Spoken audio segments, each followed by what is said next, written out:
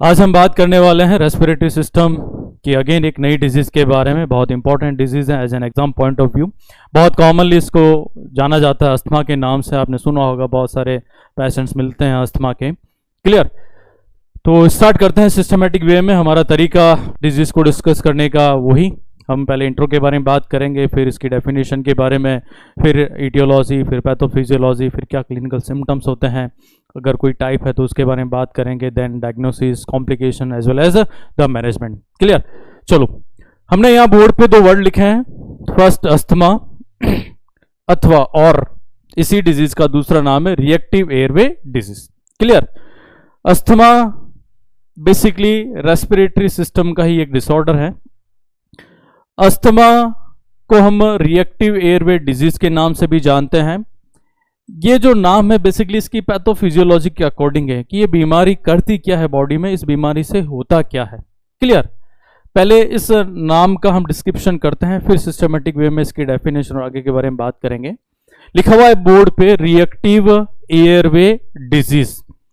ये एक बीमारी है एयरवे की, नाम से पता चल रहा है। सपोज ये मैंने एक एयरवे बनाया है और ये एयरवे रिएक्टिव हो गया।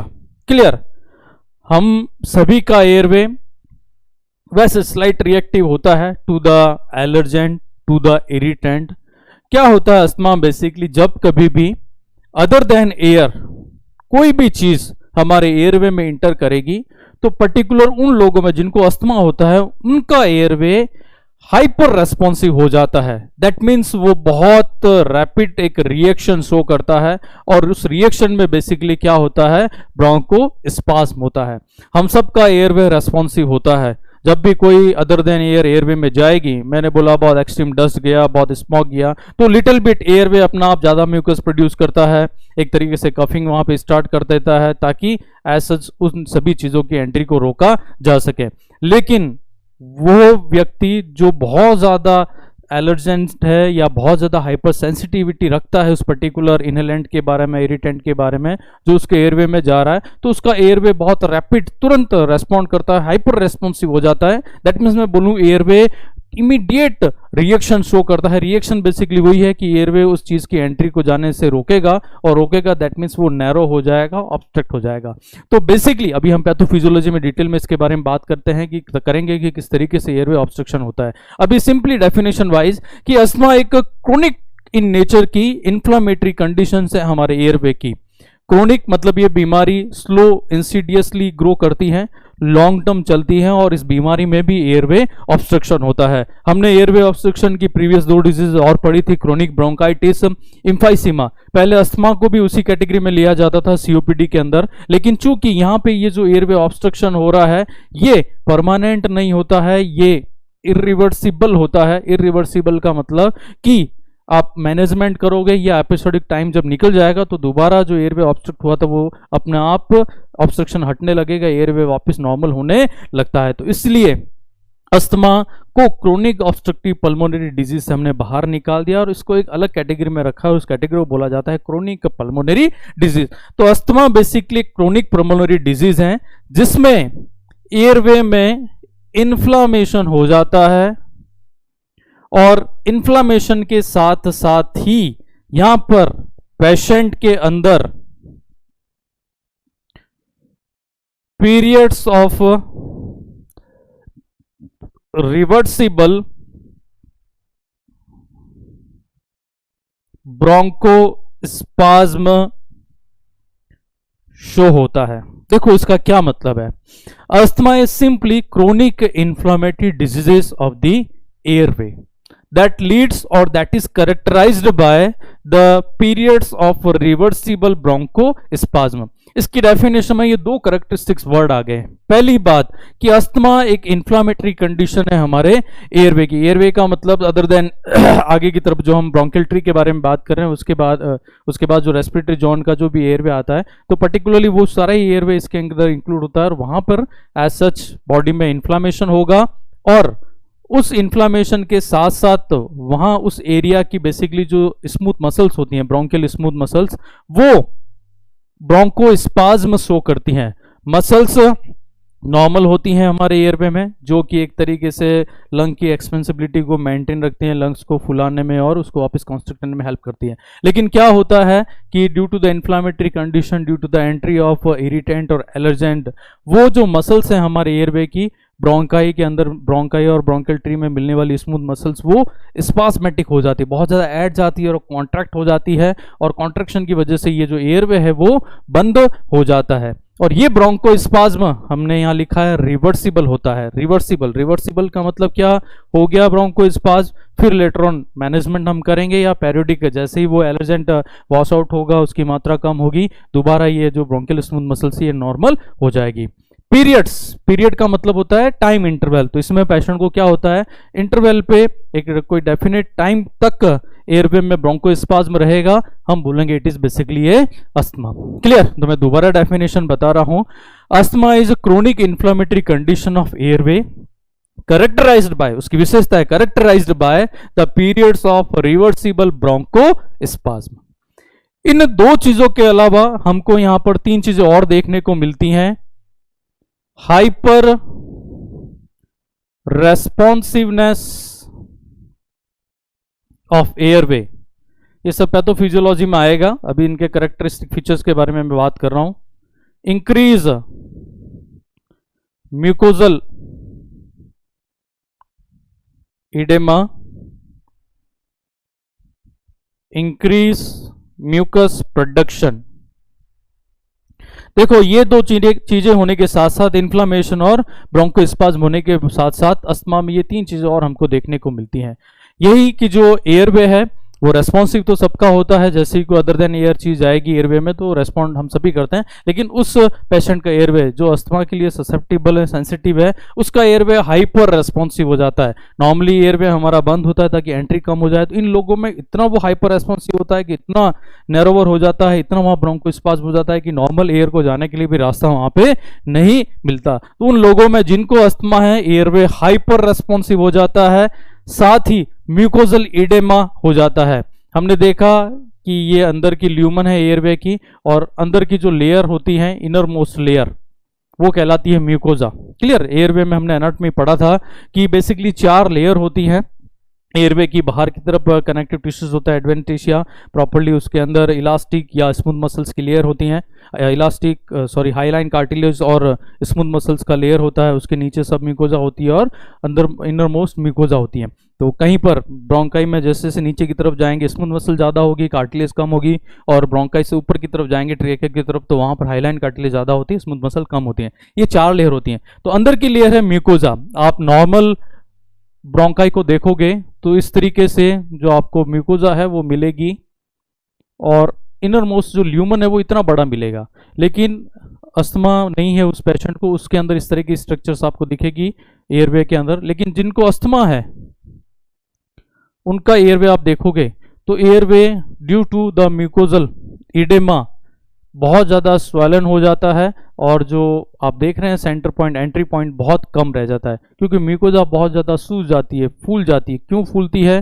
क्योंकि म्यूकोजा के अराउंड जो ब्लड सप्लाई देने वाली कैपिलरी है वो बहुत ज़्यादा डायलेट हो जाती है। क्यों डायलेट हो जाती है? क्योंकि उनको ज़्यादा ब्लड वहाँ भेजना होता है। ज़्यादा ब्लड क्यों भेजना होता है? क्योंकि ब्लड के साथ ही पानी जाता है, और पानी जो इरिटेंट एलर्जेंट गया था उसको वॉश आउट करने का काम करता है। तो एक तरीके से वो इरिटेंट या जो भी एलर्जेंट गया था उसको वॉश आउट करना है तो ज़्यादा ब्लड भेजना पड़ेगा। ज़्यादा ब्लड तब जाएगा जब कैपिलरी डायलेट होती है, और डायलेशन की वजह से, ज़्यादा ब्लड की वजह से वहाँ म्यूकोजा सूज जाती है, फूल जाती है, और अगेन स्वेलिंग होती है। तो एयरवे क्या होता है? ऑब्स्ट्रक्ट होता है। और साथ में हम देख रहे हैं जैसे एलर्जेंट जाएगा तो म्यूकस प्रोडक्शन की रेट वहाँ बढ़ जाएगी, और एज सच बहुत ज़्यादा म्यूकस प्रोडक्शन की वजह से अगेन एयरवे वहाँ पे बंद हो जाएगा। मैं बोलूँ यहाँ बहुत ज़्यादा म्यूकस प्रोड्यूस हो रहा है तो अगेन यहाँ पे रास्ता नैरोवर हो रहा है, और हम बोल रहे हैं ये ऑब्स्ट्रक्शन की कंडीशन है, particularly that is simply the asthma. Clear? तो मैं दोबारा एक बार इसको समराइज कर देता हूँ। अस्थमा, इसी का दूसरा नाम है रिएक्टिव एयरवे डिजीज, ऐसी बीमारी जिसमें एयरवे बहुत ज़्यादा रिएक्टिव हो जाता है। Inflammation asthma is chronic inflammatory conditions of the airway characterized by the periods of reversible bronchospasm। Airway का इन्फ्लामेशन होने की एक अवस्था है, और साथ में यहाँ पे अलग अलग समय अंतराल तक पेशेंट में रिवर्सिबली ब्रोंकोस्पाज्म हो जाएगा। ब्रोंकोस्पाज्म का मतलब ब्रांकियल ट्री में जो स्मूथ मसल्स मिलती हैं उनका स्पास्म हो जाना, उनका ऐठ जाना, जिससे ओवरऑल एयरवे कंस्ट्रक्ट हो जाता है। साथ में अस्थमा के अंदर एयरवे बहुत ज़्यादा हाइपर रेस्पॉन्सिव हो जाता है, बहुत रैपिडली वो रेस्पॉन्ड करता है टू द इरिटेंट। साथ में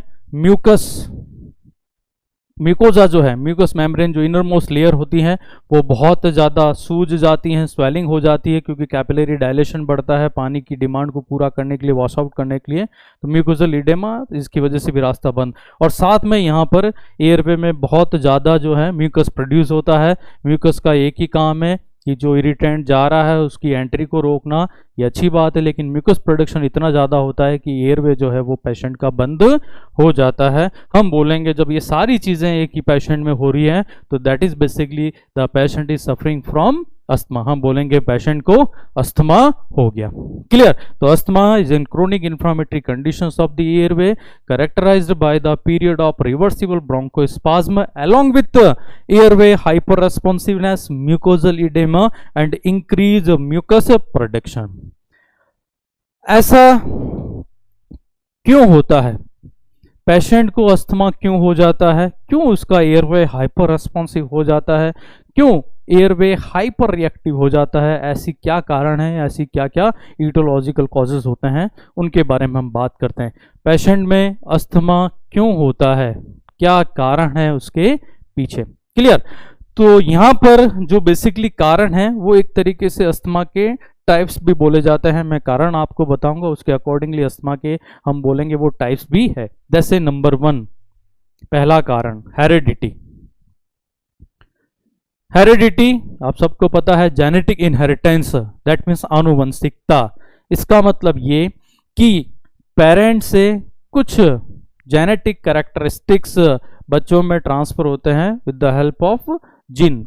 यहाँ पर इस डिजीज से रिलेटेड जिन भी माँ बाप से ऑफ स्प्रिंग या बच्चों के अंदर ट्रांसफर होते हैं और उन बच्चों में भी अस्थमा हो जाता है। तो दैट मीन्स यहाँ पे कारण क्या होता है? आनुवंशिकता। बच्चे में अस्थमा मिलता है उनके पेरेंट्स के थ्रू। पेरेंट्स को ऑलरेडी अस्थमा है तो हेरिडिटिकल ट्रांसमिशन की वजह से प्रोबेबिलिटी 100% सभी में लोगों में नहीं है, प्रोबेबिलिटी यहाँ रहती है कि पेरेंट्स में अगर अस्थमा है तो बच्चों में भी हो सकता है, और अगर है तब हम बोलेंगे उस बच्चे में अस्थमा का कारण क्या है? आनुवंशिकता। तो ऐसा कारण अगर कहीं पे मिलता है तब इस अस्थमा को भी नाम दिया जा सकता है, हम बोलते हैं हेरेडिटी अस्थमा। दैट मीन्स इस व्यक्ति में ये अस्थमा जो है इसका कारण क्या है? हेरेडिटी है, आनुवंशिकता है। क्लियर? दूसरा कारण कहलाता है एक्सट्रिंसिक कारण या एक्सट्रिंसिक कॉज या एक्सट्रिंसिक फैक्टर। ये वो कारण हैं जो बॉडी के अंदर उपस्थित नहीं होते हैं, ये बॉडी में बाहर से जाते हैं। Extrinsic that means outside from the body, body में नहीं है ये, लेकिन पेशेंट इनको अपनी बॉडी में इंटर करवाता है और तब जाके पेशेंट को अस्थमा होता है। और सिंपल भाषा में बोलूं तो ये वो सारे फैक्टर हैं जो एलर्जी कॉज करते हैं, इनको हम एलर्जेंस भी कहते हैं। Allergens, individual person is more susceptible to that particular allergens, और अगर ये एलर्जेंस एक्सीडेंटली पेशेंट के एयरवे में जाएंगे, पेशेंट अगर इनको इनहेल करेगा तो due to their airway hyper sensitivity, hyper responsiveness, reactiveness, patient को क्या हो जाएगा? अस्थमा। क्लियर? ये अस्थमा का एक लीडिंग कॉज है। लीडिंग मतलब सबसे मेन कॉज है अस्थमा होने का probably now in this day, और ये कारण है एक्सट्रिंसिक फैक्टर। तो ऐसे लोगों में जिनको इस वजह से अस्थमा होता है उसको हम एक्सट्रिंसिक अस्थमा भी कहते हैं। Asthma that is due to extrinsic factor, हम बोलेंगे एक्सट्रिंसिक अस्थमा। आइए देखते हैं कौन कौन से ऐसे कॉमन फैक्टर है जो पेशेंट में एक्सट्रिंसिक अस्थमा करते हैं। क्लियर? यहां कुछ एलर्जेंस होते हैं लाइक ग्रास, घास होती हैं, ग्रास, कुछ पेड़, ट्री, कुछ पॉलन ग्रेन्स जो परागकण होते हैं, पॉलन ग्रेन्स। इसके अलावा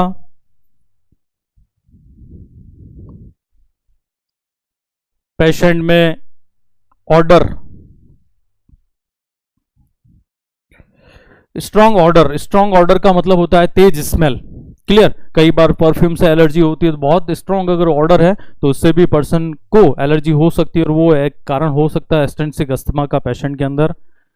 कई बार डैंड्रफ, जो एनिमल डेंडर होता है, animal dander, clear, extreme hot और कोल्ड वेदर कंडीशन हो सकता है,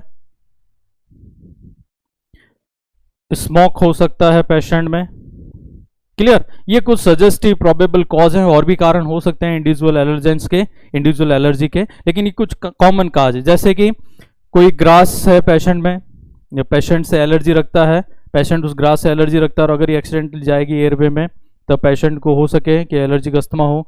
कुछ ट्री है, पॉलन ग्रेन्स, परागकण जो होते हैं वो, तेज स्मेल होती हैं वो, एनिमल्स का डैंड्रफ होता है ये, एक्सट्रीमली वेदर कंडीशंस, बहुत तेज गर्मी हो या बहुत तेज ठंड हो तब भी एयरवे हाइपर रेस्पॉन्सिव होता है ससेप्टिबल पर्सन के अंदर और अस्थमा हो सकता है। स्मोक, अगर कोई किसी तरह का स्मोक जाए है एयरवे में तब भी वो एज एन एक्सटेंसिव फैक्टर की तरह वहां पे रोल प्ले कर सकता है। तो ये कुछ कारण है, सजेस्टिव कॉजेज हैं। ये सब नॉर्मली सभी में एलर्जी नहीं करते हैं, लेकिन पर्टिकुलर इंडिविजुअल जो ससेप्टिबल है इस पर्टिकुलर एलर्जेंस के बारे में, एक्सटेंसिव फैक्टर के बारे में, अगर ये जाएंगे उस पेशेंट के एयरवे में तो probably they will be A cause for the asthma in that particular patient.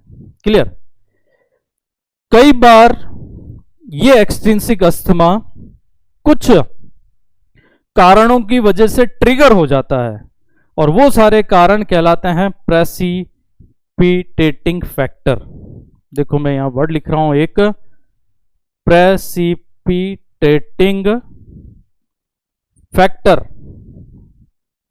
देखो इसका मतलब क्या है ये कोई अस्थमा के कारण नहीं है, लेकिन ये कुछ ऐसे कारण हैं जो अस्थमा की अकरेंस को ट्रिगर करते हो। ट्रिगर मतलब उसको स्टिमुलेट करते हो, उसको बूस्टअप करते हो, प्रोबेबिलिटी बढ़ा देते हैं उन लोगों में अस्थमा होने की। तो ये फैक्टर जिसके लिए इंडिविजुअल ससेप्टिबल है along with the other inhalant, other allergen, अगर ये फैक्टर मिलेंगे तो प्रोबेबिलिटी जो है अस्थमा होने की पेशेंट में बढ़ जाएगी। बहुत सारे प्रेसिपिटेटिंग फैक्टर होते हैं जैसे कि टोबैको स्मोकिंग।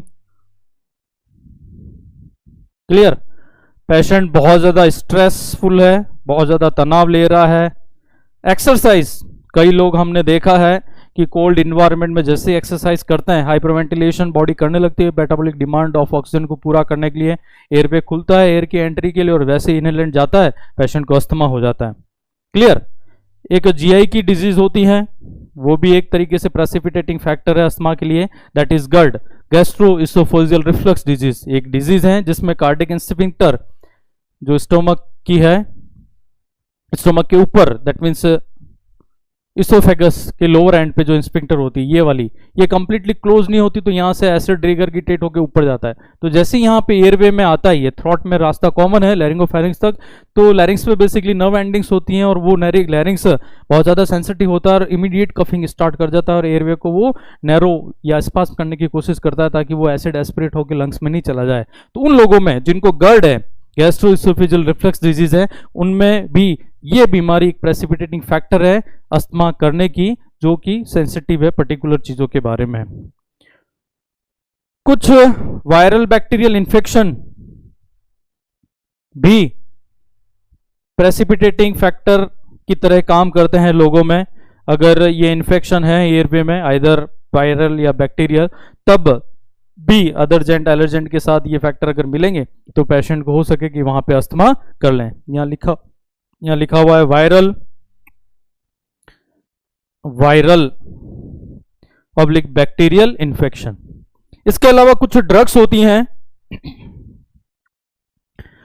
वो भी पर्टिकुलर पेशेंट में अस्थमा कॉज कर सकती हैं, जैसे कि एस्प्रिन, जैसे कि बीटा ब्लॉकर्स,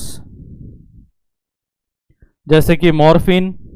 ये सारी अलग अलग दवाएं हैं। एस्प्रिन एक तरीके से analgesic, anti platelet aggravating, anti inflammatory drug होती हैं। बीटा ब्लॉकर एक तरीके से एंटी हाइपरटेंसिव ड्रग्स होती हैं। मॉर्फिन एक तरीके से सेडेटिव्स या एनाल्जेसिक का काम करती हैं। तो ये ड्रग वैसे नॉर्मली अस्थमा नहीं करती हैं, लेकिन पर्टिकुलर इंडिविजुअल में ही जो सेंसिटिव है पर्टिकुलर ड्रग्स के लिए, अगर उनको ये ड्रग्स दी जाए तो these drugs also act as an precipitating factor, that means they cause asthma to occur, they triggers the condition to induce the asthma. Clear? तो एस्पिरिन आप सोचोगे हालांकि एंटी इन्फ्लामेटरी ड्रग है, लेकिन यहाँ अस्थमा कैसे करती है? तो सभी में नहीं करती हैं, उन्हीं लोगों में जो इसके लिए सेंसिटिव है। ये एक्चुअली बेसिकली ल्यूकोट्राइन्स की जो इन्फ्लामेटरी एक्टिविटी होती है उसको बढ़ा देती हैं। ये बीटा ब्लॉकर मॉर्फिन जो है ये हिस्टामिन के प्रोडक्शन को बढ़ा देते हैं, और ये जो नाम मैंने अभी लिए ल्यूकोट्रिन्स, हिस्टामिन, ये बेसिकली इन्फ्लामेशन के केमिकल मीडिएटर्स हैं। ये कुछ ऐसे केमिकल्स हैं जो इन्फ्लामेशन कॉज करते हैं। तो इसकी वजह से इन्फ्लामेटरी कंडीशन है ही, हमने डेफिनेशन में पढ़ा है, तो इसकी वजह से भी एयरवे इन्फ्लाम्ड हो जाएगा और पेशेंट को हो सके अस्थमा हो जाए। क्लियर? तो दैट मीन्स व्हाट, हमने बोला ये कारण है अस्थमा होने के। एक कारण हमने लिखा आनुवांशिकता, बच्चों को अपने पेरेंट से अस्थमा के डिफेक्टिव जीन मिल सकते हैं जिसकी वजह से बच्चों में अस्थमा हो सकता है। ये कारण बॉडी में बाहर से नहीं गया, ये गुणसूत्रों के थ्रू गया, हम बोलेंगे it is N heredity cause.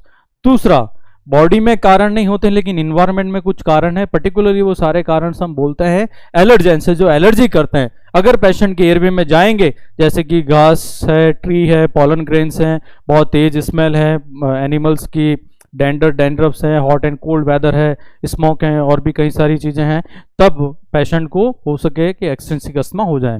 कुछ यहाँ प्रेसिपिटेटिंग फैक्टर्स है जो अस्थमा के होने को ट्रिगर करता है, एक्टिवेट स्टिमुलेट करते हैं, जो अकरेंस है उसको बढ़ा देते हैं। तो ये कुछ कारण है, जैसे स्मोकिंग है, टोबैको स्मोकिंग, स्ट्रेसफुल कंडीशंस है, exercise particularly in the cold environment, gastroesophageal reflux disease है, वायरल बैक्टीरिया इन्फेक्शन है। कुछ ड्रग्स भी हैं यहाँ पर जो सभी लोगों में तो नहीं, लेकिन जो ससेप्टिबल है, सेंसिटिव है पर्टिकुलर ड्रग्स के लिए, उनमें अस्थमा कर सकती है, जैसे aspirin, clear, beta blocker drugs as well as the morphine. तो ये था हमारे अस्थमा का दूसरा कारण। अस्थमा का जो तीसरा कारण है उसको हम कहते हैं intrinsic factor. Intrinsic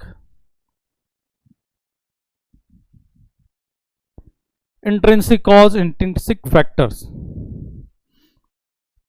intrinsic that means ऐसे कारण जो बॉडी के अंदर ही उपस्थित हैं, लेकिन हम उन कारणों का पता नहीं लगा सकते। Clear? Those factor that are basically unknown to us, हम बोलेंगे वो फैक्टर इंट्रिंसिक है हमारी बॉडी में ही, लेकिन we are not aware about that particular factor कि ये कारण जो है हमारी बॉडी में और यही अस्थमा कर रहा है। हम बोलेंगे ऐसे कारण जो बॉडी के अंदर ही हैं, बाहर कोई एलर्जेंस की वजह से नहीं अस्थमा हो रहा है, ये भी हिस्ट्री में नहीं है। अगर ये नहीं गया बॉडी में, एयरवे में, और ये हिस्ट्री नहीं है, फिर भी अस्थमा हो रहा है, तो दैट मीन्स वहां पे कोई ना कोई कारण जरूर है, लेकिन वो कारण हमारे लिए अननोन है। तब हम बोलेंगे कि वो अननोन जो कॉज है वो पर्टिकुलरली बॉडी के अंदर ही है, हम बोलेंगे कि वो है due to the intrinsic factor. तब हम इस अस्थमा को नाम दे देते हैं intrinsic asthma, the asthma that is caused by a factor that remain inside the body and actually that factor is not aware, या we are not aware about that particular factor or we are not known to that particular factor। हम बोलेंगे ये कौन सा factor हो गया? Intrinsic factor. नाम हो गया अस्थमा का इंट्रिंसिक अस्थमा। तो इसको हम हेरिडिटी अस्थमा भी कहते हैं, इसको एक्सट्रिंसिक अस्थमा भी कहते हैं, इसको इंट्रिंसिक अस्थमा भी कहते हैं। एक्सट्रिंसिक को एलर्जिक अस्थमा भी कहते हैं क्योंकि ये अस्थमा है due to the allergens. Clear? तो these are the causes as well as type of the asthma. Types उसके नाम के अकॉर्डिंगली हैं, और आगे भी एक टाइप में बताऊंगा सिम्टम कब कब आते हैं उसके आधार पर। अभी ये सिर्फ टाइप है according to their etiological causes. हमने कारण देखे हैं, अब हम देख रहे हैं क्या पैथोफिजियोलॉजी है। अभी हमने डेफिनेशन में तो हालांकि देख लिया कि बेसिकली अस्थमा में क्या क्या होता है, लेकिन अब हम ये देख रहे हैं कि क्यों होता है ये सारी चीजें पेशेंट के अंदर। अस्थमा में जो अभी हमने ये 5 सारी चीजें लिखी थी, ये क्यों होती है? ऐसा क्या होता है कि पेशेंट को अस्थमा हो जाता है? क्लियर? तो बहुत सिक्वेंशियल ये कंसेप्ट्स हैं, कई बार क्वेश्चन आते हैं इसके ऊपर, ध्यान से हमको एक बार देखना पड़ेगा। क्लियर? फर्स्ट ऑफ ऑल मैं लिख रहा हूं, फिर एक्सप्लेन करूंगा। यहां हम लिख रहे हैं एलर्जिक अस्थमा या एक्सट्रिंसिक अस्थमा। देखो हेरिडिटी अस्थमा की तो पैथोफिजियोलॉजी हमें पता नहीं है, अननोन है बेसिकली ये। और बेसिकली उसमें हेरिडिटिकल ट्रांसमिशन होता है, तो उसमें कुछ ज़्यादा समझने का है नहीं कि पेशेंट को अपने पेरेंट्स से अस्थमा मिला। क्लियर। जो यहाँ बेसिकली पैथोफिजियोलॉजी है वो दो तरह के अस्थमा की हैं, एक्सट्रिंसिक की और इंट्रिंसिक की। तो पहले हम एक्सट्रिंसिक अस्थमा देख रहे हैं कि ये एक्चुअली क्यों होता है, और फिर हम देखेंगे इंट्रिंसिक अस्थमा कैसे होता है, उसकी क्या पैथोफिजियोलॉजी है। अभी मैं पैथोफिजियोलॉजी बता रहा हूं आपको एक्सट्रिंसिक अस्थमा की। क्लियर। एक्सट्रिंसिक अस्थमा में क्या होता है, जब भी एलर्जेंस और इरिटेंट से बॉडी एक्सपोज करती है, एक्सपोज का मतलब ये हमारे एयरवे में इंटर करना है। एक बार मैं बना देता हूं फ्लो चार्ट, पूरा समझने में आसानी रहेगी। IgE produced by WBC, IgE attached to mast cell and basophils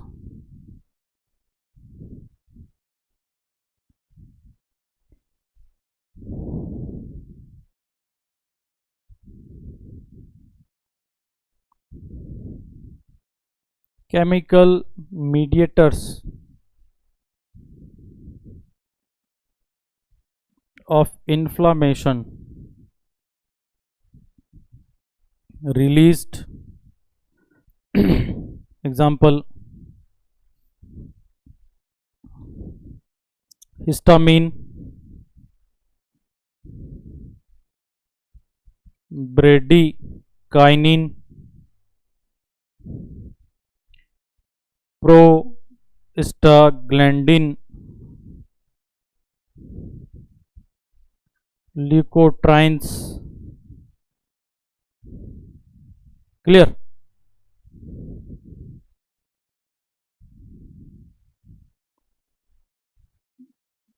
airway hyper responsiveness,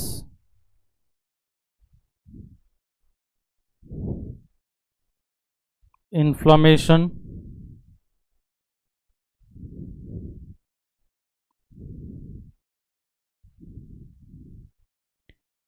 capillary dilation, mucosal oedema,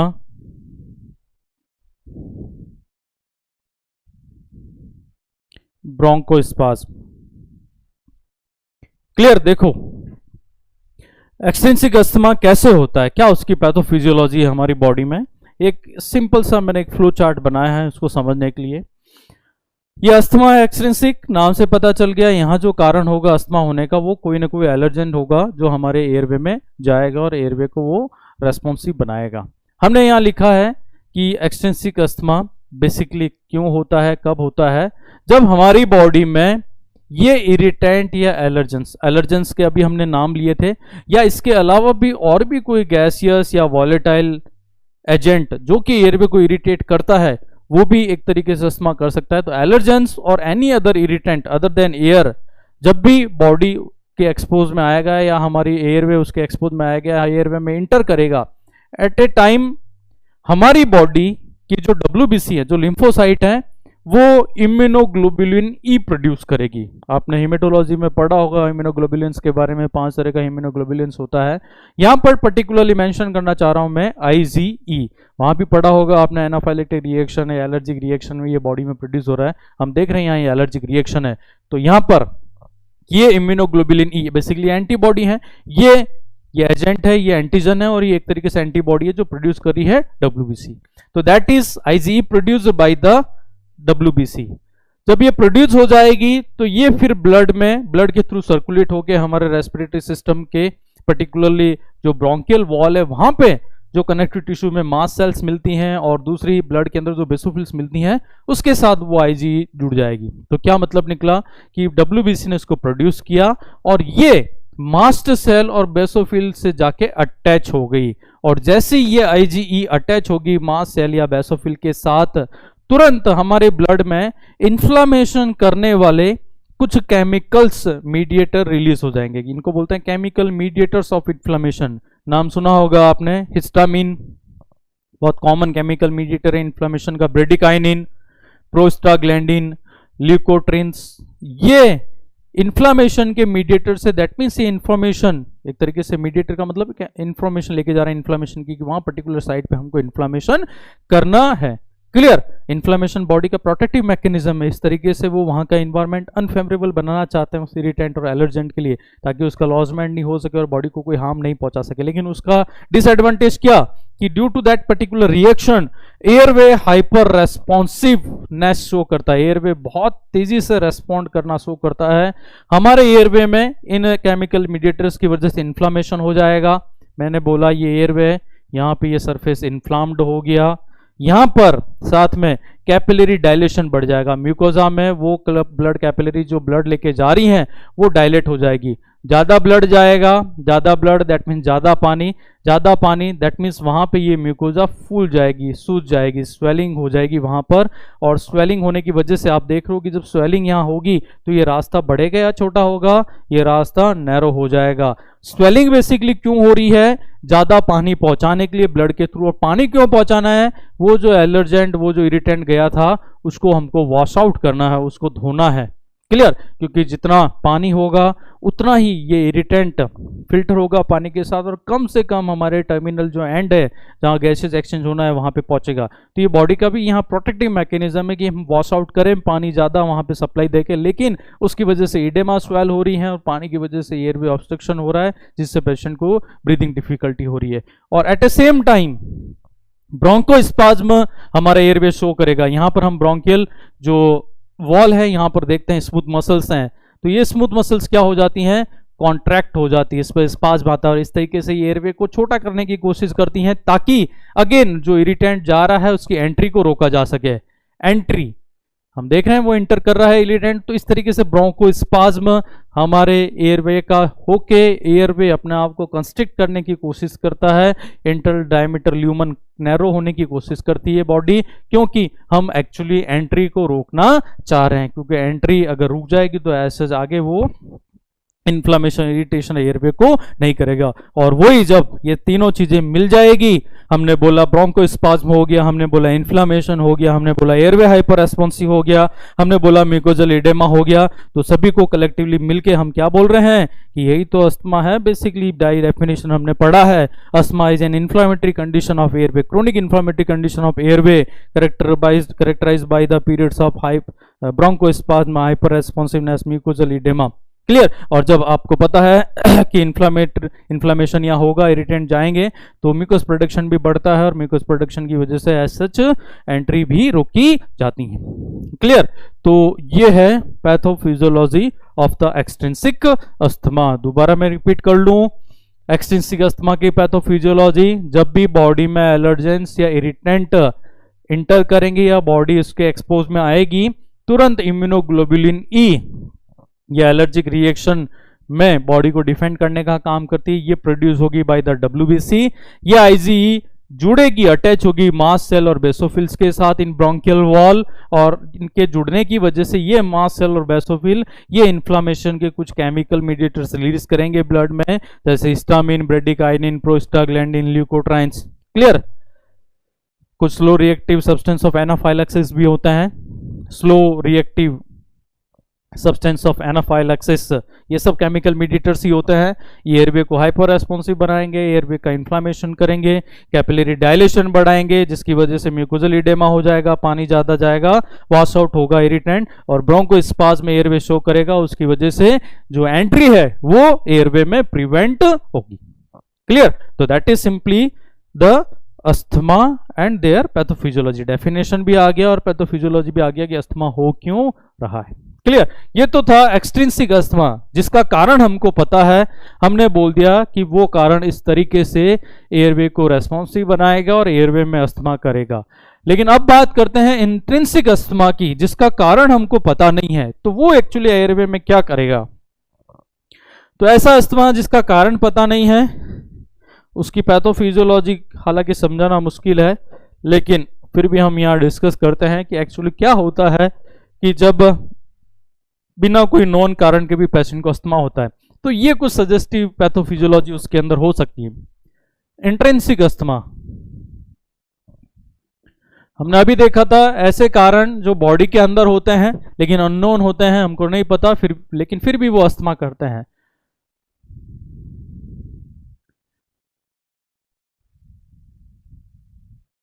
एक बार मैं लिख लेता हूं।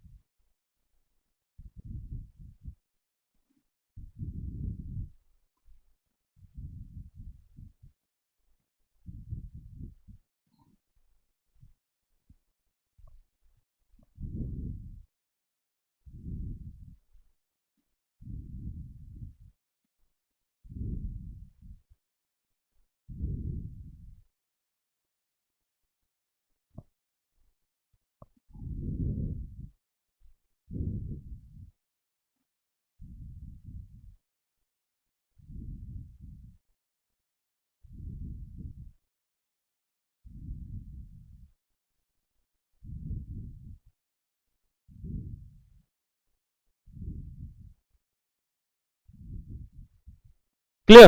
देखो ये क्या है, ये है इंट्रिंसिक अस्थमा का पैथोफिजियोलॉजी। हमने बोला ये इंट्रिंसिक अस्थमा है, तो यहां कारण अननोन हो गया, अननोन कॉज। तो फिर क्या होता है बॉडी में कि पेशेंट को अस्थमा हो जाता है? बॉडी में कुछ ऐसे कारण होते हैं उस पर्टिकुलर पेशेंट के कि उसको तो हालांकि नहीं पता, लेकिन बॉडी को पता है कि ये पर्टिकुलर एजेंट है जो कि जिसके लिए मैं हाइपर सेंसिटिविटी रखता हूं और मेरा एयरवे उसी के अकॉर्डिंगली रेस्पॉन्ड करेगा। क्या होता है उस अननोन कॉज की वजह से, जिसको पेशेंट को तो पता नहीं लेकिन बॉडी जानती है, तो उस अननोन कॉज की वजह से इमीडिएट उस पेशेंट का जो सिंपैथेटिक नर्वस सिस्टम है वो एक तरीके से स्टिमुलेट होता है। Due to the unknown cause the person's sympathetic nervous system get stimulated.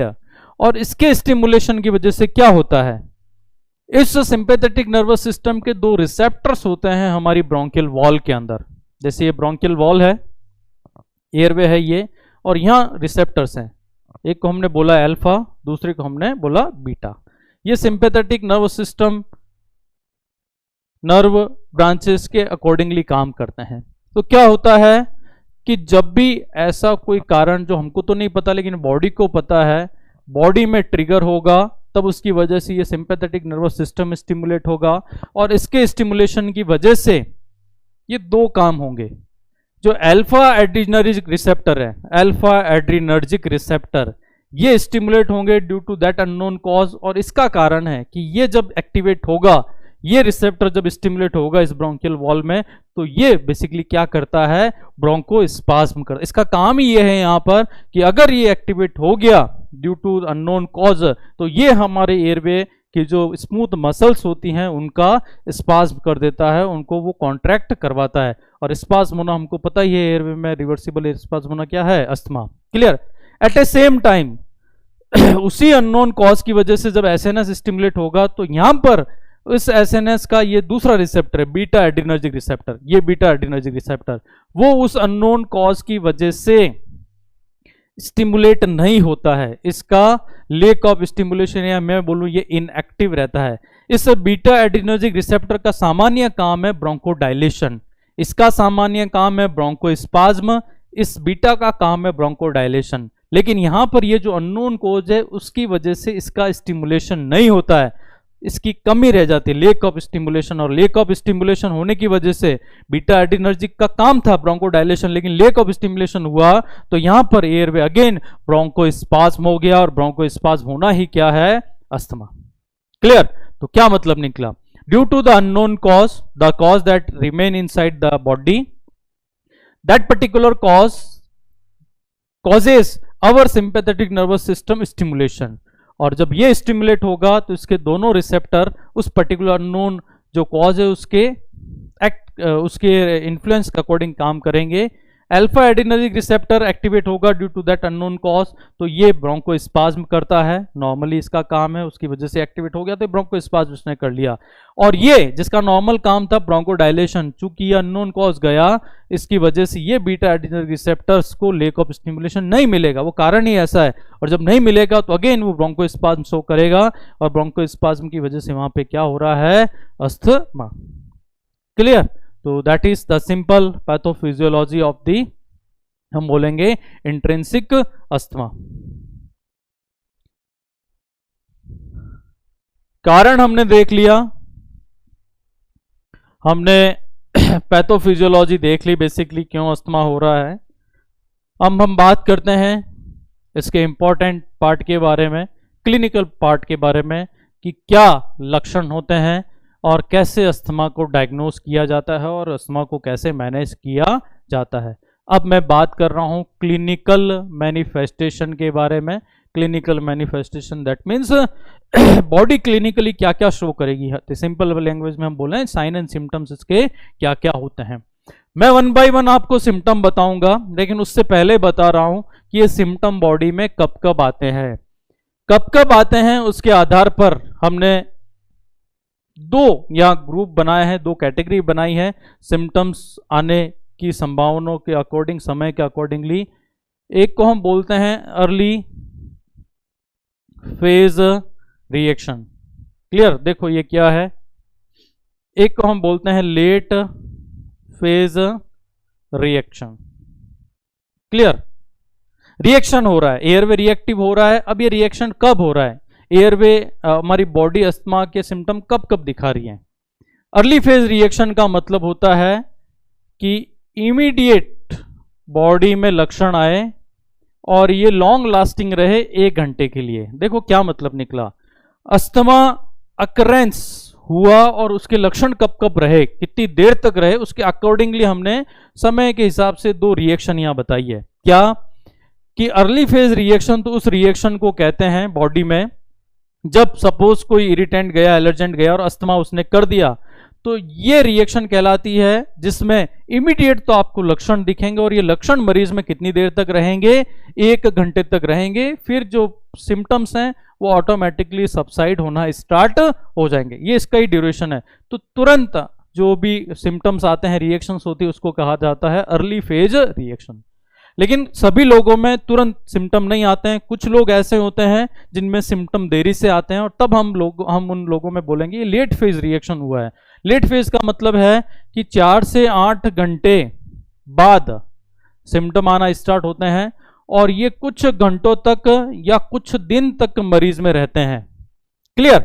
तब हम बोलेंगे सिम्टम्स तो आए लेकिन तुरंत नहीं आए, अभी साहब इरिटेंट गया था लेकिन उसके 4 से 8 घंटे बाद मरीज में लक्षण आना स्टार्ट हुए, और ये लक्षण लॉन्ग लास्टिंग कितनी देर तक रहे, कुछ घंटों तक या कुछ दिन तक। हम बोलेंगे ये भी रिएक्शन हुआ है, एयरवे यहाँ रिएक्टिव हुआ लेकिन लेट रिएक्टिव हुआ, लेट रेस्पॉन्ड किया उसने, रेस्पॉन्ड तो किया, अस्थमा आया लेकिन लेट रिएक्शन है, तब हम बोलेंगे it is an late phase reaction. Symptom वही होते हैं दोनों से रिएक्शन में, जो लक्षण यहाँ है वो लक्षण यहाँ पर भी है, लेकिन बस वो लक्षण कब आते हैं उसके आधार पर हमने दोनों को अलग अलग टाइम रिएक्शन के अकॉर्डिंगली डिवाइड कर रखा है।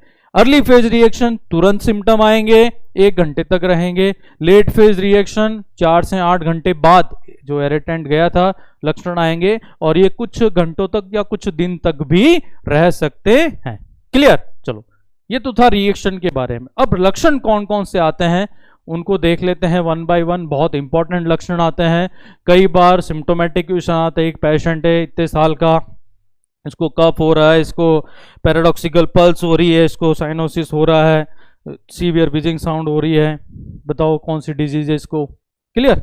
तो वहां पर ये सारे सिम्टम्स पेशेंट को आइडेंटिफाई करने में हेल्प करेंगे, क्लियर? वन बाय वन बात करते हैं। फर्स्ट ऑफ ऑल अस्थमा में सबसे मेन सिम्टम जो आता है वो आता है कफ, कफिंग। पेशेंट बहुत तेजी से खांसने लगता है। हमने पढ़ा है कफ रिफ्लेक्स कि एयरवे में जब भी कोई जाएगा तो जो क्रेनियल नर्व्स होती हैं जो बेसिकली ट्रेकिया को और नीचे ब्रोंकाई को सप्लाई दे रही है, वो तुरंत रेस्पॉन्ड भेजती हैं, रेस्पॉन्ड करती है, एयरवे को करवाती हैं दिस कफिंग, ताकि एयरवे में उस पर्टिकुलर एजेंट की एंट्री को रोका जा सके। तो पेशेंट को यहाँ कफिंग स्टार्ट होती है। कफिंग इनिशियली धीरे धीरे होती है, लेकिन लेटर ऑन पेशेंट बहुत सीवियर कफिंग करने लगता है। कफिंग के साथ म्यूकस प्रोडक्शन इनिशियली हो भी सकता है और विदाउट म्यूकस प्रोडक्शन कफिंग हो सकती है। शुरू में स्टार्टिंग में एज जब इनिशियली एक्यूट एपिसोड्स आते हैं तो एज सच म्यूकस प्रोडक्शन वहां पे नहीं होता है, हम बोल सकते हैं ड्राई कफिंग पेशेंट को होती है। लेकिन लेटर ऑन बेसिकली पेशेंट में हो सके कि वहां पर एक्सेस म्यूकस प्रोडक्शन की वजह से वेट कफिंग पेशेंट को हो। तो यहां कफिंग, खांसी आना दोनों तरह की आ सकती हैं। म्यूकस वाली खांसी आ सकती है, या हम बोले ड्राई कफिंग या विदाउट म्यूकस के साथ कफ आ सकता है। तो हमेशा ऐसा म्यूकस यहाँ मैंडेटरी नहीं है, पेशेंट में आए ही आए। क्लियर? जैसा कि हम देख रहे थे सीओपीडी के केस में, वहां पे कंफर्म था ऐसा स्पुटम प्रोडक्शन हो रहा था। तो यहाँ पर ऐसा कंफर्म नहीं है, पर इंडिविजुअल पर्सन पे डिपेंड करता है, को morbidity regarding the respiratory system पे डिपेंड करता है। क्लियर? कि पेशेंट को म्यूकस प्रोड्यूस वहां पे हो या नहीं हो। तो कफिंग पहला सिम्टम है, खांसी आना विथ और विदाउट म्यूकस प्रोडक्शन वहां पे हो सकता है। क्यों आती है वो अभी हमने देखा। तो इरिटेंट गया है, उसको रोकना है, बॉडी को रोकने के लिए वहां पे बॉडी खुद की कफिंग स्टार्ट करवाती है, ताकि हम तेजी से खांसें, तेजी से एयर को एक्सेल करें, और तेजी से एयर एक्सेल होगी तो वो एजेंट जो एयरवे में गया है वो दोबारा फोर्सफुली बाहर आ जाएगा। Protective mechanism. लेकिन बहुत ज्यादा कफिंग होती है कि हमारी बॉडी की जो डे टू डे एक्टिविटी है उसको अफेक्ट करने लग जाता है। दूसरा, dyspnea, shortness of breath. Patient को सांस लेने में यहाँ दिक्कत होती है। हमने पढ़ा है जब भी सांस लेने में दिक्कत हो, पेशेंट को बहुत जोर लगाना पड़े, पेशेंट को दर्द हो, डिफिकल्टी हो, हम बोलेंगे that is not normal respiration eupnea, that is dyspnea. तो पेशेंट को सांस लेने में यहाँ पे दिक्कत होगी। क्यों दिक्कत होगी? क्योंकि रास्ता बंद है, पेशेंट बहुत ज्यादा जोर लगा रहा है, आगे एंट्री बंद है, तो पेशेंट को सांस लेने में क्या होनी है? बहुत ज्यादा दिक्कत होनी है। क्लियर? Chest tightness. पेशेंट को लगेगा कि मेरा चेस्ट कोई बाहर से दबा रहा है, चेस्ट उसको अपने आप को बहुत टाइट फील होगा, उसको आगे ऐसा लगेगा कि अगेंस्ट द रेजिस्टेंस, अगेंस्ट प्रतिरोध उसको हवा को अंदर भेजना है। तो ऐसा लगेगा मेरा चेस्ट बहुत टाइट हो गया, someone has putted some weight over my chest. Clear? तो क्योंकि एयरवे अंदर से बंद हो गया है, नैरो हो गया ब्रोंकोस्पाज्म की वजह से, तो पेशेंट को बहुत फोर्स लगाना होता है, बहुत एफर्ट लगाने होते हैं, और पेशेंट को ऐसा लगता है चेस्ट मेरा टाइट हो गया और हवा में अंदर इनब्लो नहीं करवा पा रहा हूं। Chest tightness. Nasal flaring. Nasal flaring आप देख रहे हैं, नाक के आगे एक्सटर्नल नेयर्स होते हैं, इनको हम एंटीरियर नेयर्स भी कहते हैं। ये नेजल फ्लेयर कहलाते हैं, जो बाहर की तरफ है। हर एक सांस के साथ ये फूलेंगे और सिकुड़ेंगे, फूलेंगे और सिकुड़ेंगे। हम नॉर्मली देख रहे हैं ब्रीथ में कोई फ्लेयरिंग नहीं हो रही, हम इजीली ब्रीथ इन करते हैं, ब्रीथ आउट करते हैं। लेकिन जब बहुत ज्यादा एयर हंगर होता है due to the airway obstruction, तो ये नाक के जो नथुने हैं, नॉस्ट्रिल्स हैं, नेयर्स हैं, ये बहुत तेजी से फूलते हैं, सिकुड़ते हैं, बहुत ज्यादा तेजी से अगेन सिकुड़ेंगे, फूलेंगे। तो ये सिम्टम कहलाता है नेजल फ्लेयरिंग। इसके अलावा विजिंग साउंड यहां पे हमको सुनाई देता है, और यहां जो वीज आता है वो हाई पिच का आता है, और उसको कहा जाता है sibilant रोंकाई।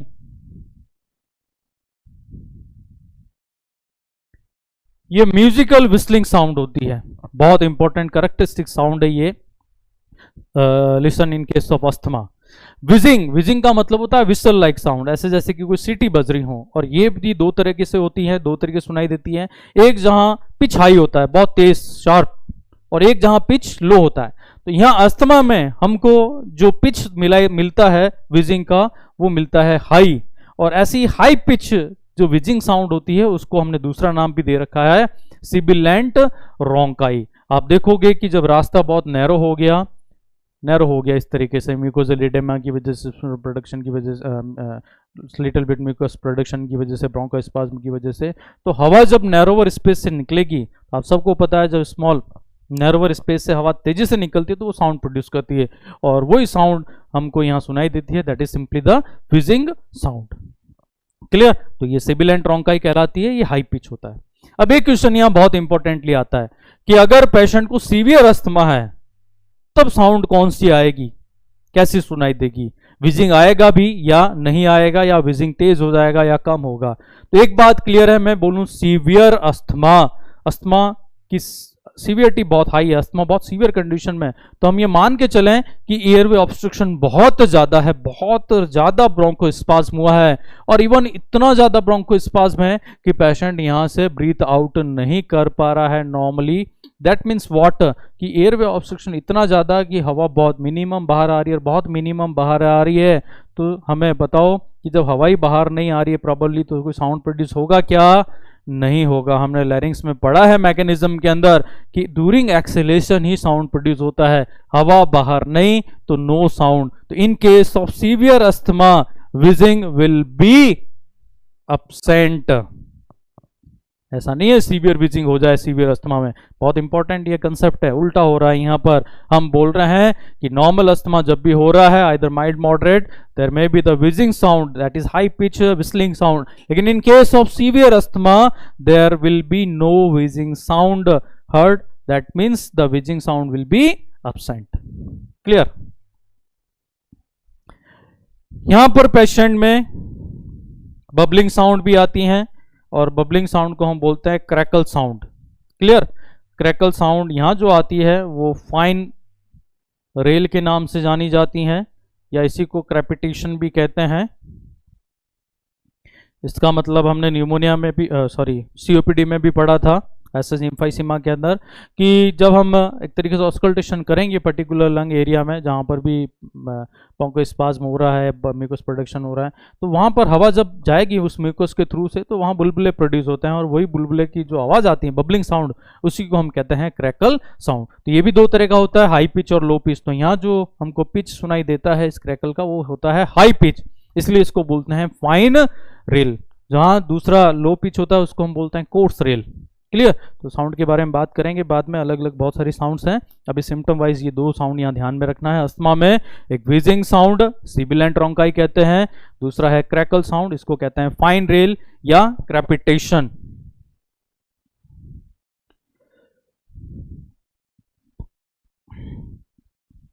Use of accessory muscle to breath. यहां पेशेंट को देखोगे तो सांस लेने के लिए, चूंकि एयरवे बहुत ज्यादा टाइट हो गया है, ब्रोंकोस्पाज्म हो गया है, नैरो हो गया है, तो पेशेंट को सांस लेने में दिक्कत आएगी। तो नॉर्मल जो मसल्स है, मेन मसल्स है, उससे person will not be able to take the normal breath. तो उस केस में क्या करेगा? रेस्पिरेशन को असिस्ट करने के लिए असेसरी मसल होती है, तो यहां पर पेशेंट असेसरी मसल को भी यूज करेगा सांस लेने के लिए। और असेसरी मसल हमने पढ़ा है, स्टेर्नोक्लीडोमास्टॉइड होता है, स्केलिन होता है, एंटीरियर सैरेटी होता है, पेक्टोरल होता है। तो ये सारी मसल जब कॉन्ट्रैक्ट होती है तो आप यहां से पूरा नेक, ये शोल्डर, पीछे स्कैपुला, ये सब खिंचा हुआ देखते हैं। तो ऐसे मरीजों में जिनको अस्थमा हो रहा है, आप देखेंगे कि वहाँ पर पेशेंट असेसरी मसल जो ब्रीदिंग की होती है उसको यूज़ करता है। दैट मीन्स ये भी वहाँ पे एक तरीके से इंपॉर्टेंट सिम्टम है जो आप फिजिकल एग्जामिनेशन से पेशेंट में पता कर सकते हैं। डिमिनिस्ड लंग साउंड्स और लेटर ऑन अब्सेंट भी हो सकते हैं सीवियर अस्थमा में, दोनों लिख देता हूं मैं यहां। देखो इसका मतलब क्या, एयरवे नॉर्मल है, हवा लंग्स तक नॉर्मल जा रही है, नॉर्मल आपको लंग साउंड सुनाई देंगे, हवा आ रही, हवा जा रही, आ रही, लंग साउंड आते हैं।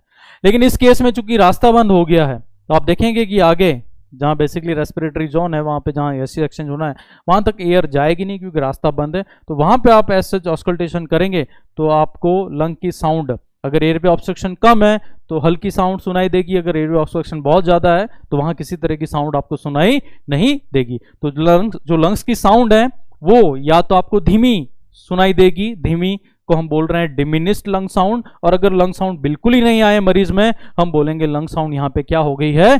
अब्सेंट हो गई है। क्लियर? नेक्स्ट सिम्टम यहां लिख रहा हूं मैं, 8 के बाद 9, पल्सस पैरा डॉक्सस, इसको पैराडॉक्सिकल पल्स भी कहते हैं या पल्सस पैराडॉक्सिकस भी कहते हैं। डॉक्सस यहां लिखा है मैंने। देखो इसका मतलब क्या, हमारी जो पल्स है वो यहां पे वीक हो जाएगी जब हम इंस्पिरेशन करेंगे, और ऐसा होने का जो कारण है वो है कि पेशेंट का जो सिस्टोलिक ब्लड प्रेशर है, सिस्टोलिक ब्लड प्रेशर उसमें 10 mm ऑफ Hg से ज्यादा की कमी। क्लियर? देखो बहुत इंपॉर्टेंट कंसेप्ट यहां बता रहा हूं मैं। पैराडॉक्सिकल पल्स या पल्सस पैराडॉक्सस क्या है बेसिकली, इसका सीधा सा मतलब है कि जब पर्सन ब्रीथ इन करेगा, जब इनहेल करेगा, और तब आप उसकी पल्स अगर देखेंगे in terms of volume, rate rhythm पे कोई फर्क नहीं पड़ेगा, लेकिन वॉल्यूम जो है वो आपको यहां कम मिलेगा। ऐसी पल्स जिसका वॉल्यूम कम होता है उसको कहा जाता है वीक पल्स। तो जब इंस्पिरेशन होगा तभी ये पल्स आपको वीक मिलेगी, अदर देन ये पल्स आपको नॉर्मल मिलेगी। और वीक क्यों है? क्योंकि बेसिकली जो स्ट्रोक वॉल्यूम होता है वो लंग्स का हार्ट का कम हो जाता है, और बीपी वहां पे due to the lack of stroke volume BP में भी कमी मिलती है आपको 10 mm ऑफ Hg से ज्यादा। क्या मतलब निकला? हमने बोला ये हार्ट है, ये एओर्टा है, यहां पर जो लंग्स से ब्लड आ रहा है, यहां पर ये है लेफ्ट वेंट्रिकल, उस लेफ्ट वेंट्रिकल में ब्लड कम आ रहा है, इसकी वजह से स्ट्रोक वॉल्यूम कम जाएगा, और कम जाएगा तो बीपी नॉर्मली हर एक इंस्पिरेशन में 3 से 4 mm Hg कम होता है, लेकिन यहाँ पर जो कमी मिलेगी वो 10 mm ऑफ Hg से ज़्यादा मिलेगी। तो कम ब्लड जाएगा, कम ब्लड जाएगा तो यहाँ आप पल्स फील करेंगे, तो पल्स कैसी मिलेगी? वीक। उसको बोलते हैं पल्सस पैराडॉक्सिकस। क्लियर? अब इसकी मीनिंग मैंने बताया, मतलब बताया, दोबारा बता रहा हूँ कि पल्स उस पेशेंट की जिसको अस्थमा हो रखा है ड्यूरिंग इंस्पिरेशन कमजोर मिलेगी, वीक मिलेगी। वीक का मतलब ब्लड का वॉल्यूम कम, ब्लड का वॉल्यूम कम, इसका मतलब क्या? ब्लड की मात्रा कम। ब्लड की मात्रा कम मेजर करते हैं ब्लड के प्रेशर के द्वारा। दैट मीन्स हम बोल रहे हैं कि systolic blood pressure during inspiration in case of asthma जो अंतर मिलता है वो 10 mm से ज्यादा मिलता है। मतलब बीपी कम हो रहा है, कम कितना कम? नॉर्मल 3 से 4 mm of Hg systolic blood pressure कम होता है इंस्पिरेशन में, लेकिन यहां जो कमी मिलती है वो 10 mm से ज्यादा मिलती है। क्लियर? अब मैं बात कर रहा हूं ऐसा क्यों होता है, ये तो अभी मैंने मीनिंग बताया आपको, ऐसा क्यों होता है। यहां है लंग्स, यहां पल्मोनरी आर्टरी निकल रही है, एक लेफ्ट और एक राइट, यहां पर है लंग्स।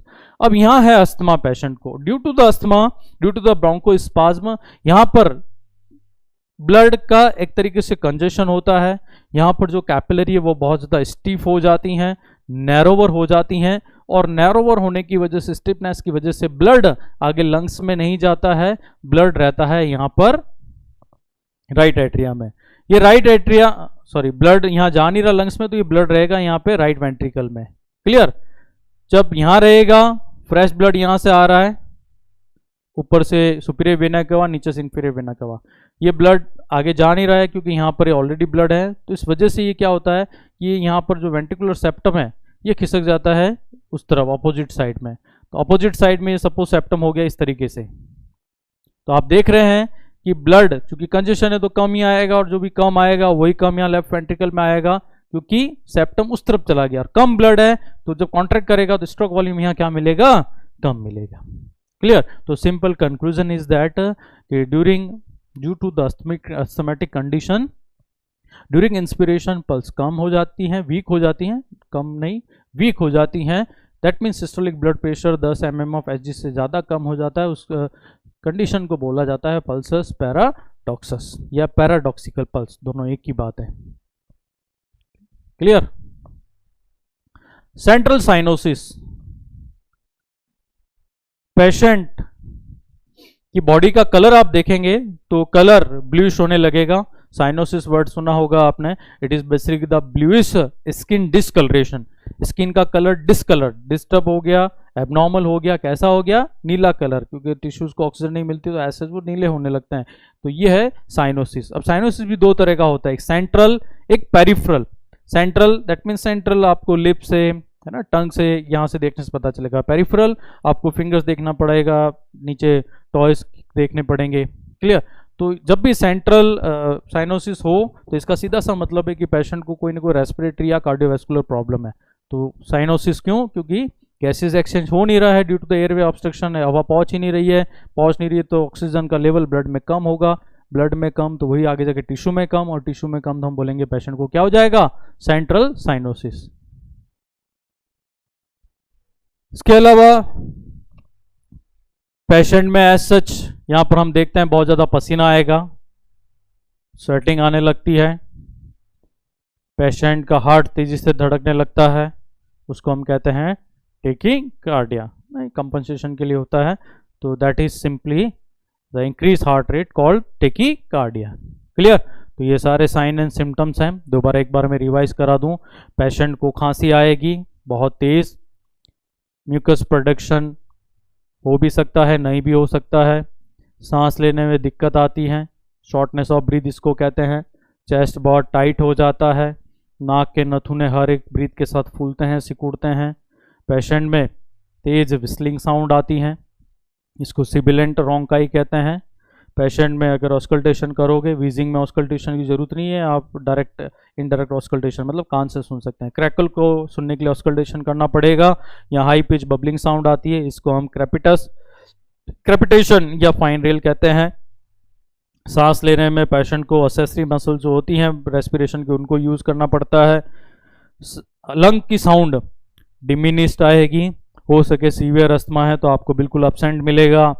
पैराडॉक्सिकल पल्स या पल्सस पैराडॉक्सस, इसका मतलब है कि ड्यूरिंग इंस्पिरेशन पल्स आपको कमज़ोर फील होगी क्योंकि ब्लड का वॉल्यूम कम हो जाएगा, उसकी वजह से बीपी भी कम, और बीपी 10 mm से ज़्यादा कम हो जाता है during inspiration. Central cyanosis, skin का कलर ब्लूइश हो गया यहाँ पे, पेशेंट को बहुत ज़्यादा स्वेटिंग होती है, पसीना आता है, और पेशेंट एज सच जो हार्ट रेट है पेशेंट की वो मोर देन 100 हो जाती है, हम बोलेंगे it is a tachycardia. Clear. तो these are the basic sign and symptoms of the asthma. यहां पर अस्थमा का एक प्रकार और है, वो है सिम्टम के आधार पर। क्लियर। तो सिम्टम की बात हुई तो सिम्टम के अकॉर्डिंग जो टाइप है उसकी भी मैं बात यहां कर रहा हूं। यहां पर जो टाइप्स हैं वो है कि पेशेंट में सिम्टम कब कब आते हैं, उनकी सीवियरिटी क्या होती है। एक टाइप तो हमने इटियोलॉजी के अकॉर्डिंग देख लिया कि hereditary asthma due to hereditical cause, एक हमने बोला extrinsic asthma due to the extrinsic cause, एक हमने बोला intrinsic asthma due to the intrinsic cause. यहाँ पर जो हम अस्थमा देख रहे हैं वो है कि पेशेंट में ये जो क्लिनिकल मैनिफेस्टेशन है कब कब आते हैं और उनकी सीवियरिटी क्या होती है, इसके अकॉर्डिंगली अस्थमा 4 प्रकार का होता है। पहला कहलाता है माइल्ड इंटरमिटेंट, दूसरा कहलाता है माइल्ड परसिस्टेंट, तीसरा कहलाता है मॉडरेट परसिस्टेंट, चौथा कहलाता है सीवियर परसिस्टेंट। 3 जगह परसिस्टेंट है, 1 जगह इंटरमिटेंट है। देखो इनका मतलब क्या, twice in a week,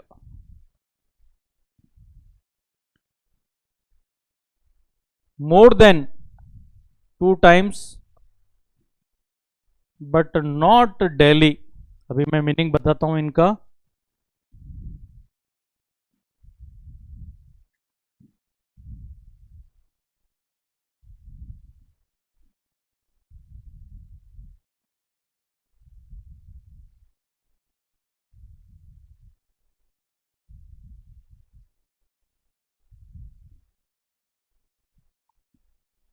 clear. चलो ये है types of asthma according to the occurrence of the sign and symptoms. आप देख रहे हैं 4 तरह का अस्थमा यहां पर। एक को कहा जाता है माइल्ड इंटरमिटेंट, एक को कहा जाता है माइल्ड परसिस्टेंट, एक को कहा जाता है मॉडरेट परसिस्टेंट, और एक को कहा जाता है सीवियर परसिस्टेंट। माइल्ड का मतलब हमेशा वहां जहां सिम्टम हल्के होते हैं, मॉडरेट हल्के से थोड़े से ज़्यादा सीवियर टाइप ऑफ सिम्टम, और सीवियर का मतलब जहां पर जो सिम्टम है बहुत गंभीर प्रकार के हैं, उसी का अकॉर्डिंगली है। इंटरमिटेंट का सीधा सा मतलब होता है कि इंटरवल पे रुक रुक कर, और परसिस्टेंट का मतलब जो ज़्यादा लंबे समय तक रहता है। देखो इनका मतलब क्या है। पहला टाइप हमने बोला माइल्ड इंटरमिटेंट। माइल्ड का मतलब सिम्टम्स की जो सीवियरिटी है बहुत हल्की होती है, बहुत कम, इतने ऐसे सिम्टम आते हैं जिससे कि डेली जो day to day life activity है वो ज़्यादा अफेक्ट नहीं होते। The symptom is in mild form. ये सिम्टम सप्ते में 2 बार आ सकते हैं, ट्वाइस, एक बार भी आ सकते हैं, लेकिन मैक्सिमम एक सप्ताह में 2 बार मरीज में लक्षण देखने को मिले अस्थमा के। हम बोलेंगे ये माइल्ड इंटरमिटेंट अस्थमा है। लेकिन अगर मरीज में लक्षण तो माइल्ड ही मिल रहे हैं, हल्के लक्षण, लेकिन ये लक्षण सप्ते में 2 बार से ज्यादा, लेकिन डेली भी नहीं मिल रहे हैं, सप्ते में 7 दिन होते हैं तो ये 7 दिन नहीं मिलता है, नो डाउटली मिलेगा 2 दिन से ज्यादा, लेकिन डेली भी नहीं मिलेगा, मतलब 7 दिन में 2 दिन से तो ज्यादा मिलेगा, लेकिन 7 दिन आपको नहीं मिले, दिख रहा है आपको, मोर than 2 times but not daily. Daily नहीं, 2 दिन से तो ज्यादा, हो सके 3 दिन मिले, 4 दिन मिले, 5 दिन मिले, लेकिन पूरे 7 दिन ये सिम्टम नहीं मिलता है, तो ये हो गया परसिस्टेंट। इसकी तुलना में ये परसिस्ट है, माइल्ड लक्षण। तीसरा आप देखोगे मॉडरेट परसिस्टेंट। मॉडरेट मतलब लक्षण यहां पर थोड़े बहुत सीवियर हो रहे हैं ना, गंभीर हो रहे हैं, माइनर माइल्ड की तुलना में थोड़े से लक्षण यहाँ ज्यादा बॉडी को परेशान करते हैं, और ये जो अस्थमा है ये परसिस्टेंट होता है। एक्चुअली परसिस्टेंट का मतलब ये लक्षण मरीज में कब देखने को मिलेंगे, डेली आप देखोगे पेशेंट में ये सिम्टम्स वहां पे प्रेजेंट रहेंगे, तो that is the moderate persistent.